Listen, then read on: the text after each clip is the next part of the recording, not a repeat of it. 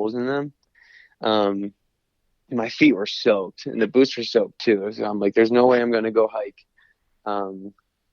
7 more mountains with these boots while they're soaking wet. And I didn't know why I was so reluctant to buy new boots, but I was, and I didn't want to cough up the money, so I just went home. Oh, wow. So you And cut and yeah, you took paid time off to do that. So you really cut it short. yeah, and I canceled it. I was able to cancel it and everything, but Hmm. again, that was another thing. Yeah, I realized it was going to that whole 2 weeks was going to be way harder than I thought, and some personal things like in life just got in the way, so I had to go home, regardless of the boots or not. Hmm. Yeah, I had to go home. So Um, far, so this is your third trip up here. So you had Marcy, which hmm you went home. Things were pretty good. Then your next trip up was the Lower Great Range, which yeah, you went. No, this is your fourth trip. Lower Great yeah, fourth. Range, you went home, uh, not with your tail between your legs, but like not on a super high. And then the Yeah, next trip was Giant, which you had to turn around on. yep, So then you had to go home, uh, feeling a little defeated. And now this yeah, one is that is kind of the same thing is happening now. So I'm seeing a trend, which again is what makes you continuing to just persevere and push and push and push and learn and learn and hmm learn all the more incredible. yeah, yeah. What was cool about that trip though was like I don't know how soon after I got home and everything that I got a message from Amanda Riggs saying that she saw my name on the sign-in sheet. So that was really cool. Like I didn't even like there was I think one point coming down Seymour, um I heard voices somewhere. I don't know if she camped or anything, but at some point we must have been just within a couple miles of each other. So that's pretty cool to think about. Um, I took about a month and a half off, and I went back up at the end of July. I went a few days before my girlfriend, her sister Carly, and her boyfriend Eric would arrive a few days later. And I went early so we can get that free campsite that I mentioned that we like, Katie and I fell in love with. Hmm. It's phenomenal. It's a beautiful place. And that was the first time that I had gone immediately after work. Because I had gone like I would wake up at like 3 o'clock in the morning or so in Buffalo, pack the car up, and then drive. But this time I wanted to see how I would feel waking up and hiking, leaving work, and then maybe like sleeping a little less. But I would be able to start earlier at the trailhead.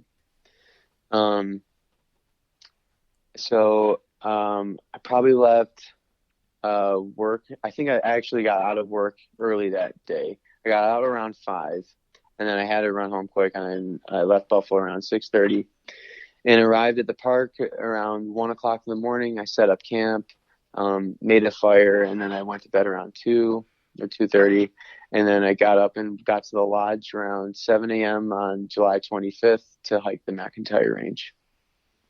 Um, so exactly like what you were saying too, like about all these trips, like not having a view on Marcy, um, the Lower Gate Range, like having all these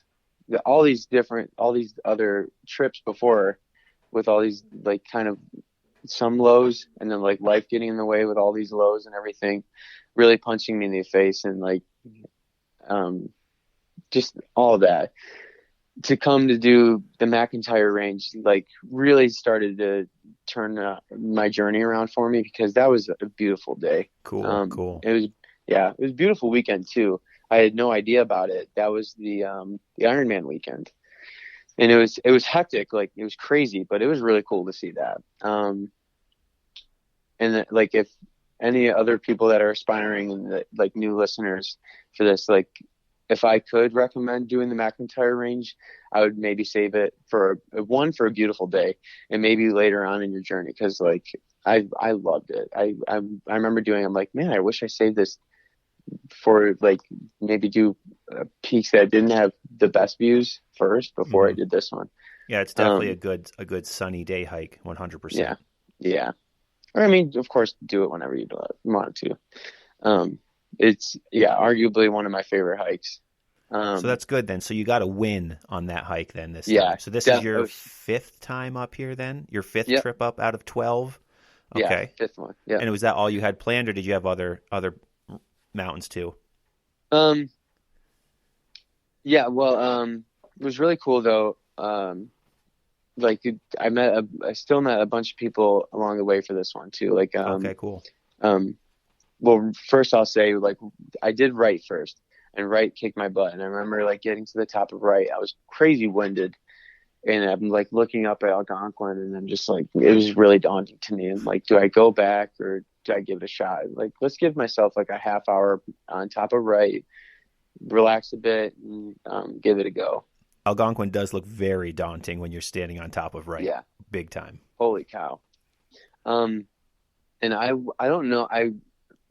This is just me. Like, I mean, Algonquin could be different for anybody, but I didn't find it as challenging as like any other ones. Like, it's huge, but I didn't think it was too bad. Like, I think I'll say this too about like any range. Like, once you get to like a certain height and you're doing multiple mountains in one day, like say like 35 or 4,000 feet up, and you're doing multiple peaks in a day. The others I think get way easier than I think the first one is always the hardest. Oh, I agree. Once you Yeah. get up to elevation and you got one, you have one done, you have that in your back pocket, and you're already at elevation at that point. So yeah, I Mm-hmm. feel the same way. It's all about getting that first one done, and then Mm-hmm. from there you're kind of cruising. Yeah. Um, and yeah, so I get on Algonquin and I met a guy again from Buffalo, who said he was more of a runner. That was his first high peak hike that he had ever done. He's like, I figured I'd give hiking a shot. So that was really cool. I met this older couple who said that their son was doing the Ironman that weekend, so I had to wish them good luck. And I went over and chatted with the summit steward, um, who was I'm pretty sure, yeah, no, she was the same summit steward that Katie and I saw on Marcy the year earlier. And she was like, "Oh yeah, I practically lived on Marcy last year." So that was really cool to see that. And she like again that was like my first encounter where somebody like didn't like all trails. She was like, "Please do not try and go to Marshall from Iroquois, and like bushwhack that. Like you'll irritate the vegetation." Like as cool as that would be, like I was like, "Yeah, she's right. I won't do it." Um, on my way over to Iroquois, I met these guys from Oregon. One was wearing his Dodgers hat, so we brought up baseball, and I was talking about the tear that Cody Bellinger was on, and he had no idea because he was out in the wilderness for like 2 weeks, so he had no idea. He's like, "What's his home run count at?" And like he was winning the race between him and Christian Yelich, so that was really cool to catch up with him with that. Um, I got to Iroquois, and I met this younger couple from Pennsylvania, and it was this girl's first high peak.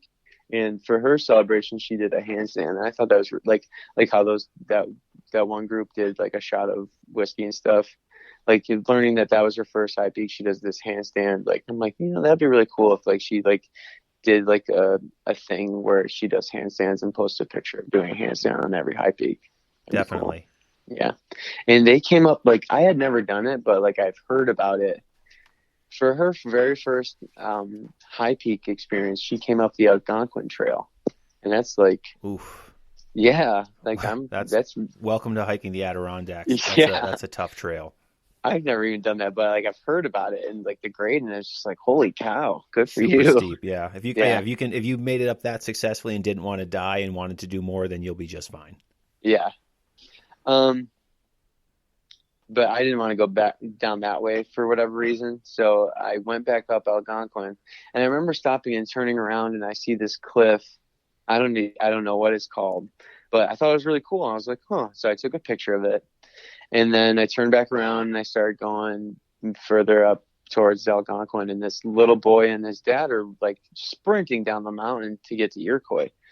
And the little boy's like, hey, just so you know, like the summit steward is probably going to make you like turn around or hurry up down the mountain because the storm's coming. And I was like, what storm? And I turn back around and I see it like coming right at me. And And like looking back at my picture that I took of this cliff, I don't know what it was, but like I can see the storm in the distance. So I like raced up Algonquin as fast as I could, and on my way down, I got cramping again. It's I Cramping just sucks in general, but for some reason it's just different out there. It was awful. So I made myself sit down on this like rock ledge, and I took my trekking pole and I like tried rolling out my leg, and that was not a good time, but I had to do it, and it helped. I got to the junction of Algonquin and Wright, and there was a summit steward with a ton of other hikers and probably holding them off because of like the danger and everything. And I'm like, again, running down, and it was like just as I got to the parking lot, it started downpouring. So I literally just beat it, like right in the nick of time. Very and I nice. was like, yeah, that was pretty cool.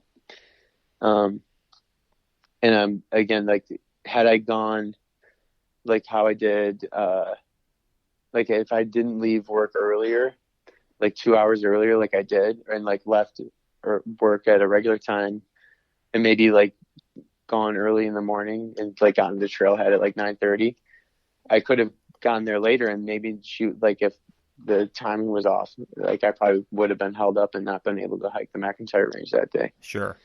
And So you know, when you mentioned before, when you got to the top of Wright, you were, considering calling it for the day. So yeah. you pushed through, you kind of made yourself have to get a little better, and it worked Mm-hmm. out very well. Yeah. Which is great. Yeah. So I took a day off after I did the McIntyre range, and I waited for everybody to get to the campsite. We helped set up their tent, relaxed a bit, and then we went to Split Rock Falls. We wanted to show Eric, Katie's sister's boyfriend, Split Rock Falls for the first time because it's so cool. The next day, on July 27th, 2019, we went and did Giant and Rocky. And that was another one that I highly recommend saving for a clear day, because Giant's like another one up there, one of my favorites. On the way down, we came across these two hikers resting, and one looked like they had come down with some kind of sickness from the heat, and they asked us for some water. And I will admit I was a little reluctant because I didn't know if the hiker may have like thrown up or anything. So I didn't want to have her put my mouth on, or my water bladder thing. But I was like, I put myself in her shoes. Like, this would be terrible. So I can like pass that up to like help this girl out. So I gave her, she first declined that, like, and she's like, no, that's okay. So I gave her a Fit Aid. I use those a lot after my hikes. What are they? Like, there's like just another like a recovery drink. Oh, okay. Another thing too. Yeah, I'm not sponsored by Fit Aid. Wish I was, but yeah, I would drink like 2 of those after a hike. And I gave her my last one that I had, hoping and knowing that it would help her out. It's good to help your fellow hikers out when you come across them on the trail, because you definitely don't want to hear.